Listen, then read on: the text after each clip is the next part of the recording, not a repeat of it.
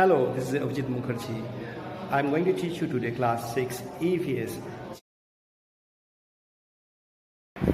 Part 1 of chapter 1, our environment. In this chapter, we are going to study about natural, man-made and social environment. We are going to study components of the environment like biotic and abiotic components. We are also going to study the importance of water, light, temperature, soil, air and wind for life. And finally, we are going to understand the meaning of producers and consumers. So at the beginning, let's warm up. Let us think of the following things. The things which are really vital for your existence, without whom you will not be able to be alive. Can we think of other living beings around us? What are those living things? And let us think of the different types of climate present in our area.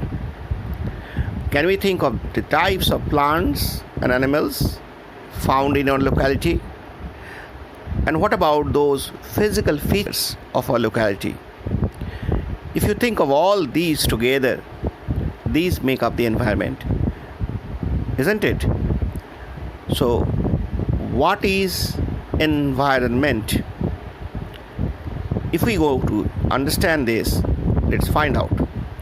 Environment simply means the natural world of land, sea, air, plants and animals. So it includes all the things around us. Environment of a place is thus a complete set of all living as well as non-living things found at that place at a particular time. So environment is the complete set of living as well as non-living things found at that place at a particular time. The word environment has its origin in the French word environs, E-N-V-I-R-O-N-S, environs. This is a French word which means surroundings, and from this word the environment has been created. Different regions have different types of environment. How is that? Let's see. For example, a desert region has a different environment, and if you compare that of a grassland region, isn't it? Desert has no grasses, it has only very minute scanty thorns and small cactus all around, lot of sand around. But what about a grassland? You wouldn't find any sand there, you'd find grasses all around, green all around, quite unlike the desert region, isn't it? The climatic conditions, the plants and the animals of these regions will also vary. Means those climates accordingly to that desert region will be different, and the climate of the grassland region will be different. As well as the plants, as we have discussed, they will be different in desert region from that of a grassland region. As well as those animals present there in a desert region will be totally different from those present in a grassland region. Now, people living in these areas have different types of homes too, different eating habits and different lifestyles. Can you think of why this is so? The scientific study of relationship between living things and their environment is called ecology. E-C-O-L-O-G-Y. So what is the meaning of it? The living things have to live with the adjustment of their environment. So the relationship of these living things and their environment is called ecology. Ecology is a term closely related to the environment. Ecology is usually considered as a branch of biology, the science which you are going to learn slowly from class 8 onwards. The word ecology comes from the Greek word oikos, O-I-K-O-S, meaning house. Let us now see a fact bite. How is environment different from an ecosystem? Environment refers to the external conditions or surroundings.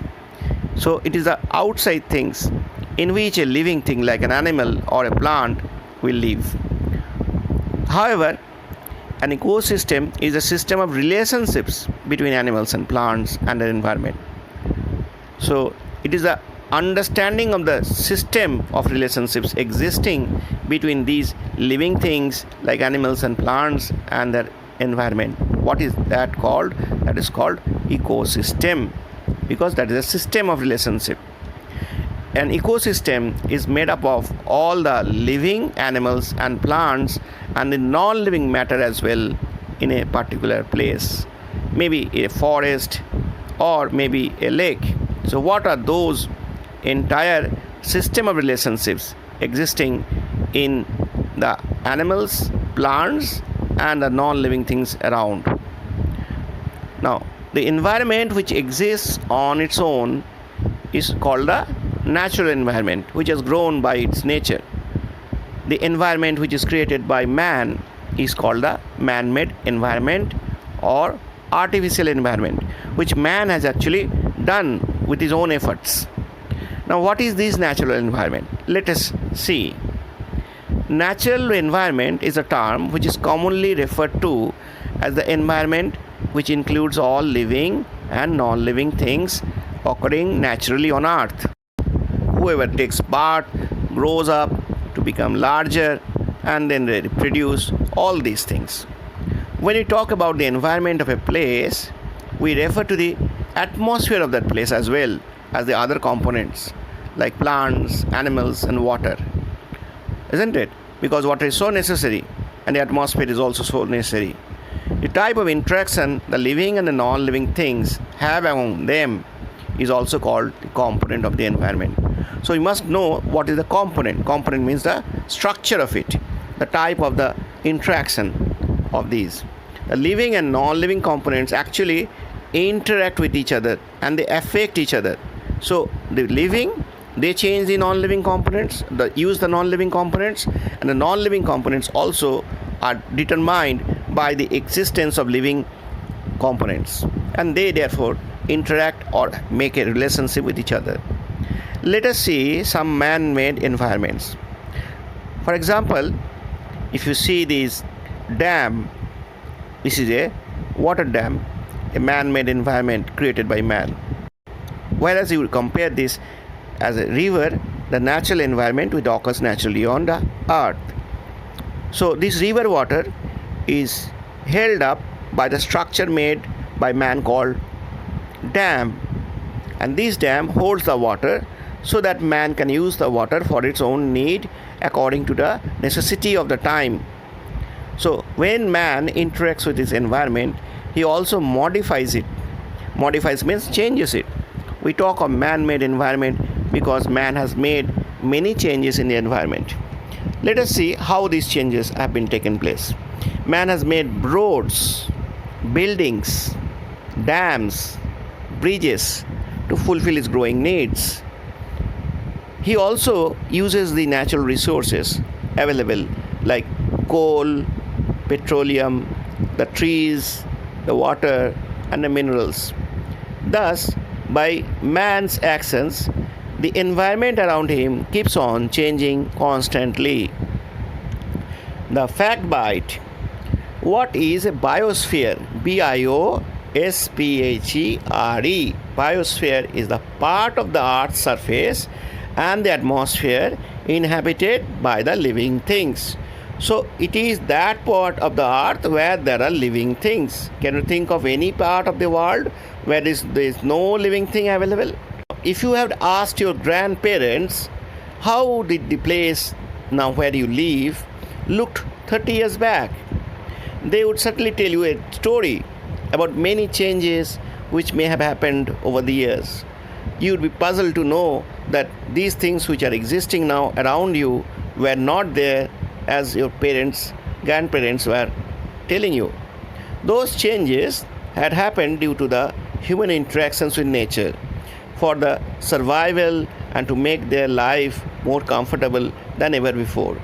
Man always wants more comfort, more necessity, more satisfaction, so keeps on changing the environment. the environment created by human beings by changing the natural environment in order to meet their basic needs and comforts is called man-made environment. Now we are going to see another type of environment, that is called social environment. The term social environment, as you can understand, refers to the society in which we live. For example, early man was a wanderer. What is the meaning of wanderer? He was not having a fixed home. He used to live in caves and was entirely dependent upon nature to fulfill his needs. So he didn't have the knowledge of using so many things. He ate the meat of wild animals, even that was raw. He covered himself with leaves and animal skins. He didn't have the comfort of the dresses that we have today. That was his natural as well as social environment in early days. Slowly, gradually, he learned the art of making tools and cultivating crops. Afterwards, concepts of business, trade, and commerce emerged. Many years later, the Industrial Revolution was witnessed. So, our social environment has changed a lot over the years. Components of the environment. The environment consists of both living and non-living components. Living components like the plants, birds, reptiles, mammals, insects, other invertebrates, bacteria, microorganisms, and human beings of an environment are called biotic components. So, natural environment has biotic components, as well as we are going to see their abiotic components. These biotic components constantly interact and influence each other with the abiotic components. The non-living or the physical components like the light, temperature, water, atmosphere, gases, wind, soil, and the nature of the land surface of an environment are called abiotic components. The ways in which plants and animals interact and perform different activities is a result of several abiotic components of the environment. And what are the man-made environment? Components like roads, buildings, bridges, vehicles, rockets, computers, dams, and factories. In our next class, we are going to see and find out a detailed understanding of these abiotic factors of the component and the interactions. That's all for today. Thank you very much. See you in my next class. Bye.